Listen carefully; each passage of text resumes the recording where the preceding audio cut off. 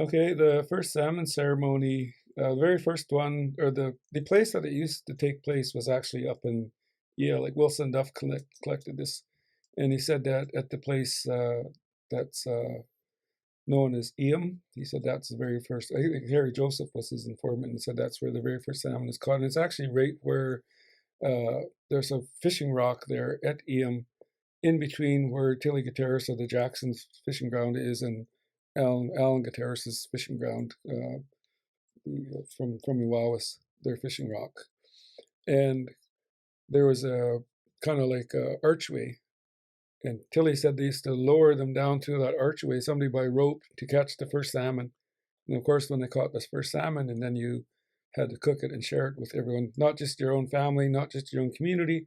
You had to spread word out for everyone. So you have to share that with as much people as possible. So that's a really important part of it, is sharing it with as much people as possible. And you think about the largest ceremony, first salmon ceremony we had at Kokolitsa was about 350 people. So you think about 350 people eating one salmon, right? We'd have a bunch of other salmon for the feast later, but that one salmon has to be shared, right? So we're actually using those little ketchup cups and putting little pieces of salmon in there and sharing it. So that's the first part of it.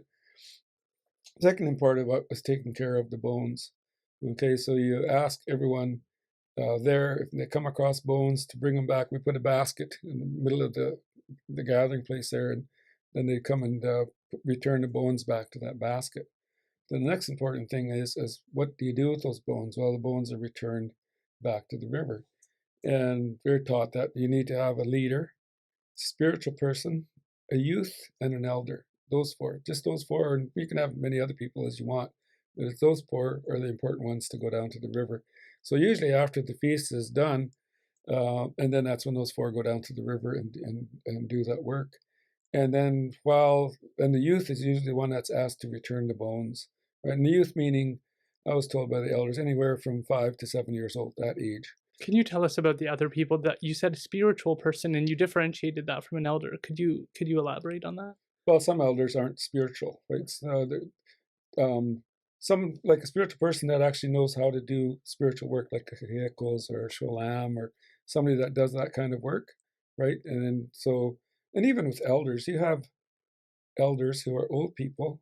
You also have respected elders. There's a difference there, right? So respected elders are the ones that have a lot of knowledge and are continuously sharing with you that knowledge, right? And so they're the respected elders. And then you also have old people who don't necessarily have things that they can teach us other than their lifelong history. I mean, they'll always have history that they can talk about, but when you look at aspects of Stalo culture and history, that's what you're looking for elders that are able to share that, right? So Right. you always have to have one of the leaders, elder, spiritual person, and the youth. Right. Those are the four. So as the bones are being returned back to the river, a prayer is said. It doesn't have to be out loud. You just say it in your head. A lot of things that we do is just in our head. We don't say it out loud. Okay, and you say a prayer in your head, and the prayer is said, and that's usually what I always do. I'd be beside the youth and the elder as they're putting it into the water and saying a prayer. So I have to say a prayer to the river, thanking the river for bringing the salmon, being that river that the salmon can come up. Prayer to the salmon, thanking them for coming back every year. So you're actually paying this respect to them so that they come back every year. That's what you're hoping. So the ceremony is going to ensure that they come back. And then the last one, of course, is Chichel Siam, the creator. You're saying a prayer to the creator for thanking him for creating the salmon and allowing the salmon to come up every year. So once you've done that, then that's pretty well the first salmon ceremony. Right. Can you tell us about the idea of 7 generations, just because you kind of just touched on it? 7 generations comes from the word Tomyuk. Make sure I got that right, because there's Tom Tomyuk and Tomyuk. Tom Tomyuk is the name of a rock bluff at Shoham, but Tomyuk means it's actually the word for place you. Now, when you say Tomyuk, you are talking about your great, great, great, great, great, great. So 7 generations back, to your great four greats, great, great, great, great grandparents. You're also talking about your great, great, great, great grandchildren. Same word. So why is that word the word for your ancestors, And the word for your future generations, unborn ones. Why is that? Why? Because you have a responsibility. It doesn't come out and say it. Like if you read the word, it doesn't say, "Oh, that's your responsibility." You have to think about that and say, "Well, why? Why is it the same word?" Well, when you think about it, you have responsibilities to your ancestors 7 generations back. What are your responsibilities to those ancestors? You have to remember their names. You have to carry on with their ancestral names. You're making sure that everybody's getting their ancestral names. You have to take care of their fishing spots. Remember, you got to go back to their fishing spot, go back to the berry picking site, all those different things.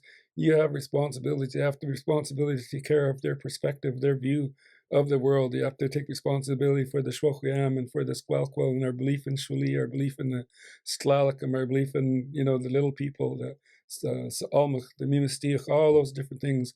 We have to take care of that, right? And why do we have to take care of it?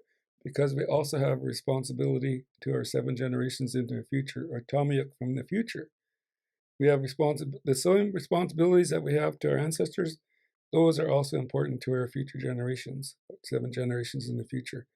So when you look at that word and just see what it means, it's like, oh, my great, great, great, great grandfather, and oh, my great, great, great, great grandchildren.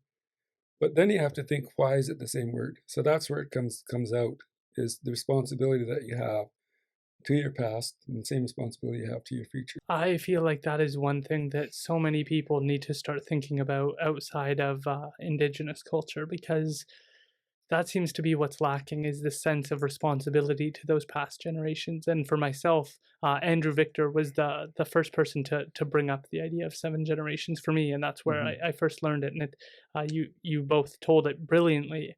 And I think of the individuals who survived residential schools, the individuals who survived colonization, the individuals who like Andrew talked about, like what were their prayers, what were their dreams for what their children would see, and how can you contribute to that. And I think we're in a time where the words depression, the words anxiety, they're commonplace, and people don't feel like they have a role to play. They don't know who they are, they don't know what they should be doing, and they don't know why they're going to this job that they hate, and why they're paying for cars they don't care about, and what is the point of all of this. And when you describe it, when you talk about the idea that you have a relationship with your ancestors and you have an obligation to your grandchildren, your family, it gives you meaning.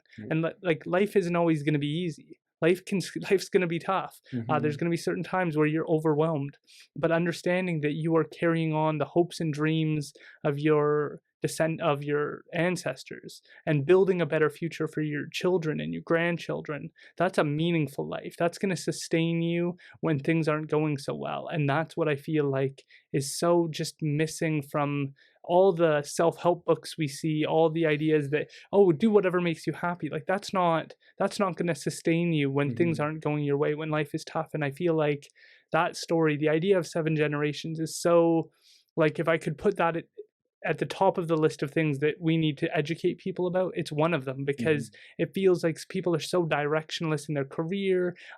People don't have good relationships with their family. Like things aren't going well for so many people, and they don't know what to do. And so they take a trip to Mexico and they come back, and that doesn't make anything better. And there's just this feeling of emptiness that I feel like people carry around all day. And the idea that, like, for others, maybe your family fought in World War II against people who would have taken away your rights and freedoms. That there were people who have worked for your benefit that aren't here today to speak for you.